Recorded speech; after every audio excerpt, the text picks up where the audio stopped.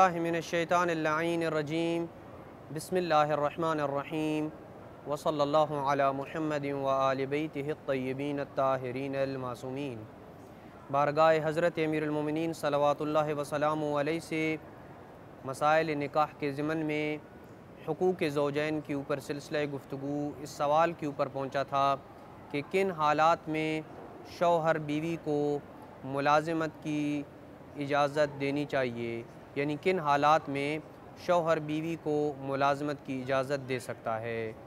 जवाब यह है कि बीवी की मुलाज़मत के सिलसिले में दानिशमंदाना मौक़िफ़ हालात के एतबार से होता है और जिन हालात से शौहर गुज़र रहा होता है उन हालात की पासदारी करते हुए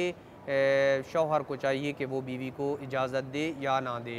लेकिन ये बात अपनी जगह दुरुस्त है कि बीवी का जिहाद घर के अंदर इज़्दिवाजी ज़िंदगी की निगहदाश्त, साबित कदमी और औलाद की बेहतर परवरिश की शक्ल में ही है। ख़ातून का जिहाद यही है कि वो घर के अंदर रह के अच्छी शौहरदारी करे और अपने बच्चों की अच्छी तरबियत करे और माशरे को एक नेक औलाद पेश करे। ये ख़ातून के लिए जिहाद है और इसी में एक फैमिली और एक कुंबे की जो खुशगवारी है वो भी इसी के अंदर मुज़मर है और घर में शरीयत की पासदारी की जो ज़मानत है वो भी इसी के अंदर मुज़मर है और ख़ातून की जो इफ़्फ़त है, पाकदामनी है और पाकीज़गी है वो भी इसी के अंदर मुज़मर है कि ख़ातून घरेलू मामलात के ऊपर तवज्जो दे और अपने बच्चों के जो तरबियती मसाइल हैं उनको हल करे। लेकिन इस सब के बावजूद शौहर पे वाजिब नहीं है कि बीवी को घर से बाहर मुलाज़मत से रोके। लेकिन अगर मुलाज़मत ख़ातून के लिए उसकी शरई ज़िम्मेदारियों में रुकावट का मूजिब बनती है तो फिर शौहर के ऊपर वाजिब हो जाएगा कि वो अपनी बीवी को मुलाज़मत से रोके। मिसाल के तौर पर अगर वो शौहर के हुकूक़ के मुनाफ़ी होती है तो शौहर के ऊपर रोकना जो है वो वाजिब हो जाएगा और उसकी इजाज़त के बग़ैर वो मुलाज़मत करना उसके लिए जायज़ नहीं होगा। जैसे कि इरशाद खुदाबंदी है कि या अय्युहल्लज़ीना आमनू कू अनफुसकुम व अहलीकुम नारा वक़ूदुहन्नास वल हिजारा, ए ईमान वालो ख़ुद को और अपने अहले अयाल को ऐसी आग से बचाओ जिसका ईंधन इंसान और पत्थर हैं, ऐसी आग से बचाओ। लिहाजा अपनी बीवी को बाहर मुलाज़मत की इजाज़त देने के लिए दानिशमंदाना मौक़िफ़ की रियायत करना ये ज़रूरी है। सवाल यह है कि शौहर के बीवी के सरपरस्त होने और उसके निगरान होने का क्या माना है और किस हद तक शौहर बीवी के ऊपर निगरान और उसका सरपरस्त है। जवाब यह है कि शौहर के बीवी के लिए सरपरस्त और निगरान होने का माना यह है कि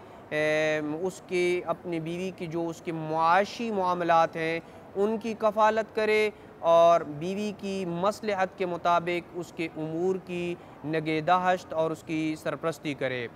और हरगिज़ इसका ये माना नहीं है, यानी शौहर का बीवी के सरपरस्त होने का हरगिज़ ये माना नहीं है कि वो शौहर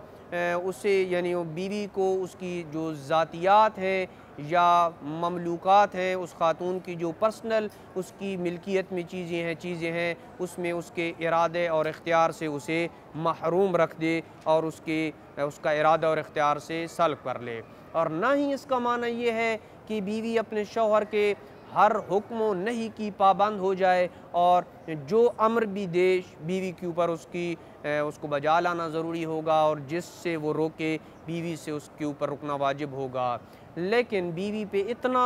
वाजिब ज़रूर है कि मुतारफ़ जिनसी इस्तिमताआत और जिनसी लज्जत में शौहर को ख़ुद पे इख्तियार दे और उसकी इजाज़त के बग़ैर घर से बाहर ना निकले। जबकि इन दो उमूर के अलावा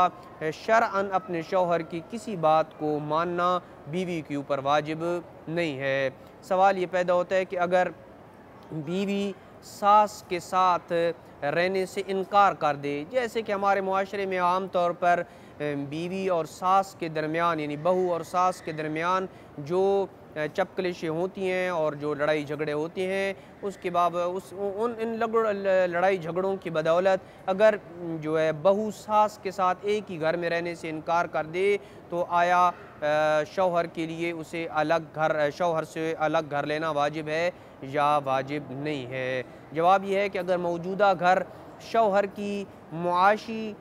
हालत के एतबार से बीवी के शायान शान ना हो कि वालिदा के साथ अच्छाई और उसके हुकूक की अदायगी की रियायत करते हुए उसके लिए दूसरा कोई घर मुहैया करे, तो फिर वो दूसरा घर जो है वो ले सकती है, अपने शौहर से उसका मुतालबा कर सकती है। वसल्लल्लाहु अला मुहम्मदिन व आलि बैतिहि अत्तय्यबीन अत्ताहिरीन अल मासूमीन।